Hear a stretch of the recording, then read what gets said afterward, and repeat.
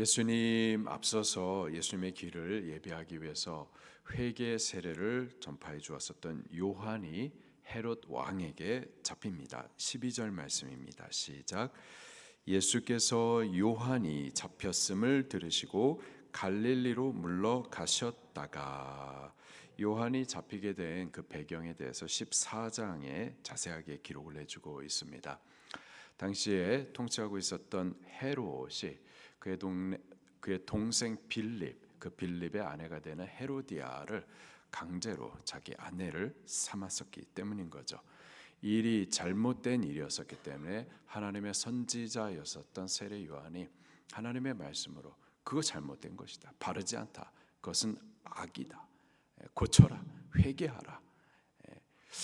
왕이지만, 통치자지만, 권력자이지만, 그러나 잘못된 것이기 때문에 말씀으로 가서 정죄해 주었었던 거죠.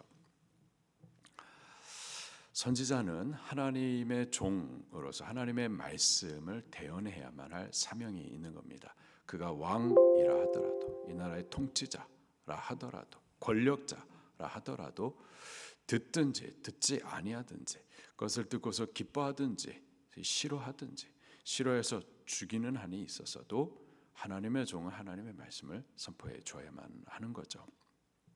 과거에도 다윗이 하나님 앞에 악을 범했었어요. 악을 범하여서 우리아의 아내 밧세바를 범했었죠. 그 악을 자꾸 숨기다 보니까는 우리아의 아내 밧세바의 남편 우리아를 죽이기까지 하는 그런 죄를 계속해서 범했었습니다. 그 죄를 범하면서 사람들은 모르게 계속해서 스스로 그 죄를 덮었었던 거예요. 가렸었던 거예요. 그때 하나님께서는 다 보고 계시죠. 사람을 속이고 덮게 하더라도 하나님을 속이고 하나님의 눈을 가릴 수가 없었던 거죠.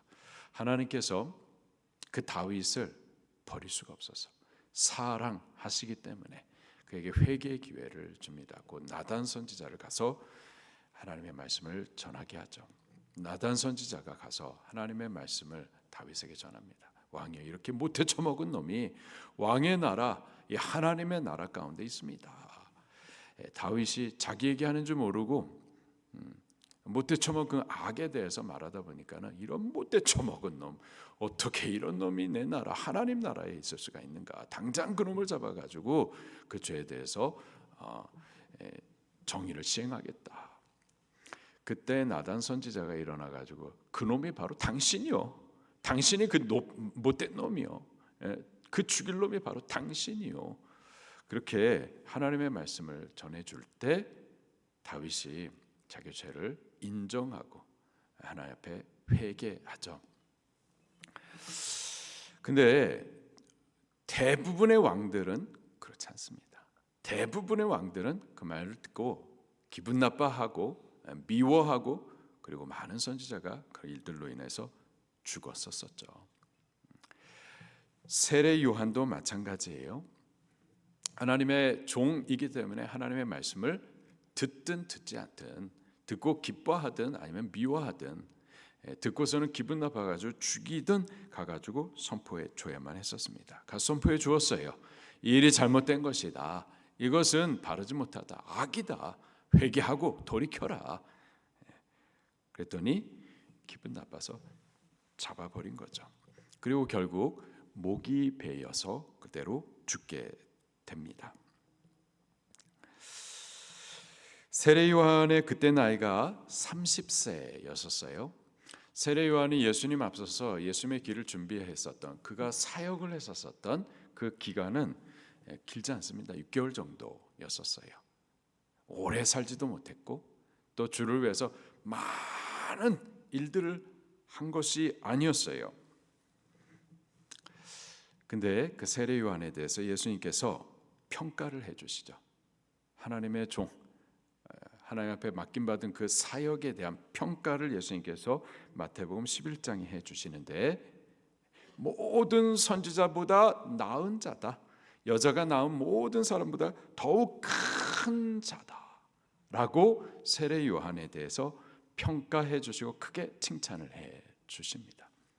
그가 오래 살고 주를 위해서 많은 일을 한 것이 아니었었는데, 그러나 그에게 주어진 시간, 짧은 시간 6개월 동안에 주를 위해서 바르게 사역했었을 때, 그것을 하나님 앞에 평가받을 때 큰 칭찬을 들을 수가 있었던 거죠. 우리가 어떤 모습으로 얼마나 많은 일, 큰 일, 다 귀하지만, 그러나 나에게 맡겨진 어떤 일이라도 바르게 할 때 하나님 그 일에 대해서 평가하십니다.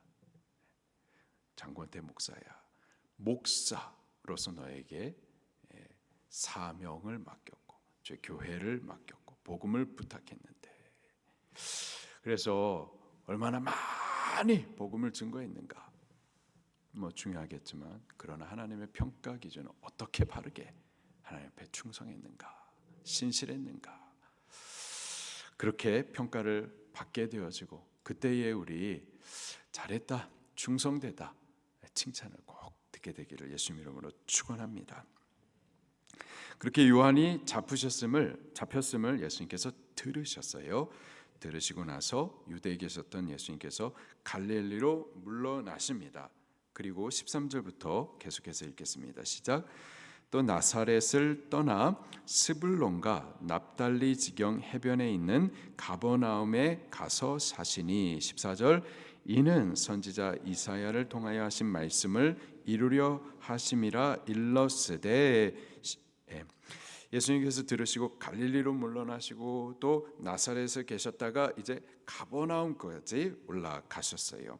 그 이유가 선지자를 통해서 예언된 하나님의 말씀의 성취를 이루시기 위함이었다, 이렇게 기록을 하고 있습니다. 어떤 성취인가? 15절 16절입니다. 시작. 스불론 땅과 납달리 땅과 요단강 저편 해변길과 이방의 갈릴리요, 흑암에 앉은 백성이 큰 빛을 보았고 사망의 땅과 그늘에 앉은 자들에게 빛이 빛이었도다 하였느니라. 아멘. 그 갈릴리 지역에 대한 예언의 말씀의 성취를 위함이었는데요. 예수님 당시에 그 이스라엘 땅은 행정적으로 세 개로 나뉘어져 있었는데, 맨 아래 예루살렘을 기준으로 하여서 유다가 있었고, 그 위에 사마리아가 있었고, 맨 꼭대기에 갈릴리가 있었습니다. 수도는 예루살렘이에요. 예루살렘은 아래 유다에 포함되어 있습니다. 여기서부터 갈릴리는 먼 곳, 시골 동네가 바로 갈릴리입니다. 먼 곳 시골은 수도 예루살렘에서 볼 때의 시골 사람들 하면서 비천하게 여겨지고, 그리고 멸시받던 곳이 바로 갈릴리였었어요. 여호수아를 중심으로 해가지고 이스라엘 백성들이 가나안 땅을 정복하고 나서 땅을 분배해 줄 때에, 그때 이 갈릴리 지역, 그 지역을 스불론과 그리고 납달리가 그 지역을 분배받습니다. 근데 그 지역은 후에 솔로몬이 성전 건축을 한 이후에 이 위쪽에 있는 두로 나라의 히람 왕이 적극적으로 물자도 제공하고 또 기술자도 주어주고 그렇게 잘 도왔거든요. 그 일로 솔로몬이 배상을 하는데, 그때에 주었었던 땅 가운데 이 갈릴리 지역의 성읍들 20개를 줍니다. 그렇게 이방 땅에 속하기도 했었어요. 그리고 이방 나라들과 접경된 지역이었었기 때문에 여러 차례 공격들을 많이 받습니다. 아수르에 의해서 점령을 당하기도 하고, 바벨론, 그리고 헬라, 그 이후에 이집트, 그리고 또 수리아를 통해서 계속해서 공격을 당하고 정복을 받고, 그러는 동안에 이방인들과 같이 섞여서 혼혈 민족이 되기도 하고, 또 문화도 혼합이 되고, 또 종교도 혼합이 되고, 그러다 보니까 예루살렘 중심의 유다 사람들이 볼 때에 이방 사람 같았었거든요. 그래서 불렀었던 그 멸시하는 말이 이방의 갈릴리, 이렇게 불렀었습니다. 자, 그런데요, 바로 그 땅에 예수님께서 들어가시게 된 거예요. 들어가심으로 어떤 일이 벌어지는가? 16절에 보니까 흑암에 앉은 백성이 어떻게 됐어요? 큰 빛을 보았고 또 사망의 땅과 그늘에 앉은 자들이 그들에게 빛이 비치었도다. 예수님께서 생명의 빛 되신 그분이 그 갈릴리 지역의 감으로 인하여서 멸시받고 천대받았던 백성들, 흑암에 앉은 자들, 사망의 그늘 아래에 있는 자들, 그들에게 생명의 빛이 비추어지게 되었다라는 거예요. 그리고 17절, 이때부터 같이 읽겠습니다. 시작. 이때부터 예수께서 비로소 전파하여 이르시되 회개하라 천국이 가까이 왔느니라 하시더라. 예수님께서 바로 이때부터 본격적인 공생애의 삶을, 사역을 시작하십니다. 그때부터 본격적으로 하나님의 나라, 천국, 하나님의 통치, 마귀의 통치, 저주스러운 통치가 쫓겨나고 하나님의 나라, 하나님의 통치가 시작이 되는 이 사역을 예수님께서 본격적으로 해나가기 시작하세요. 이때가 어느 때냐? 이때가 예수님께서 가버나움 지역으로 가신 때인데 왜 가시게 됐느냐? 세례 요한이 잡히게 됨으로 말미암아 그렇게 된 거죠. 세례 요한이 잡히는 바로 그때부터 예수님께서 사역을 본격적으로 시작하셨습니다.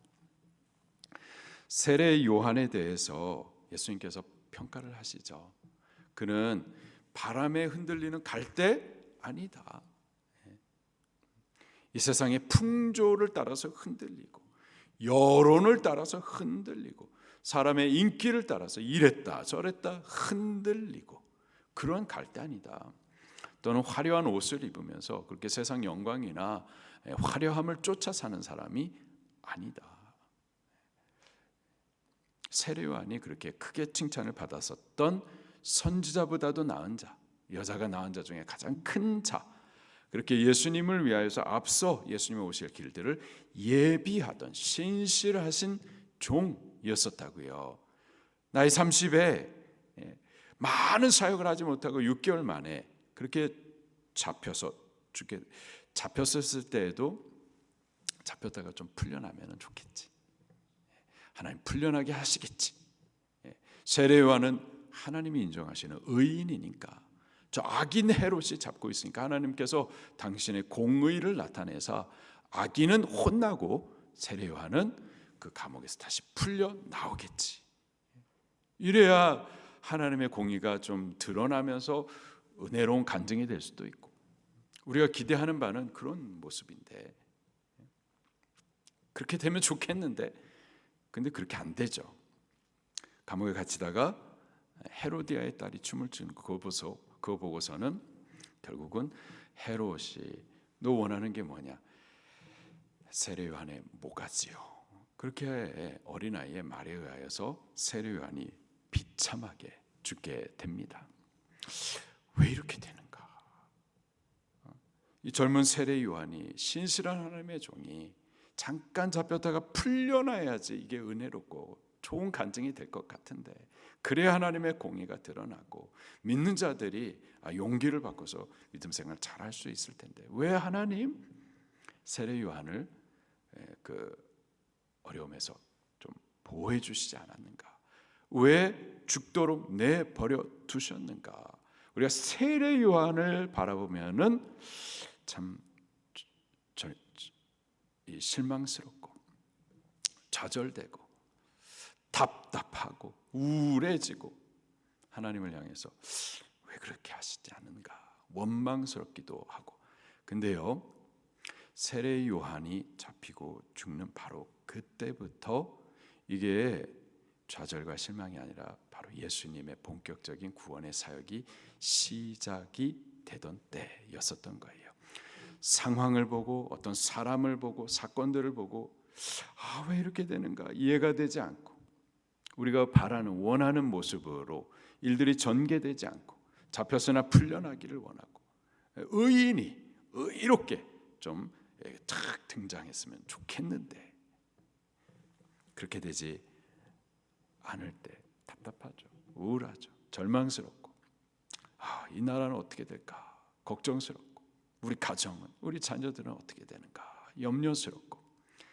근데 우리가 사람을 보고 사건에만 집중하다 보면은 그럴 수 있으나 우리의 눈은 자꾸 예수 그리스도를 바라봐야만 할 줄로 믿습니다.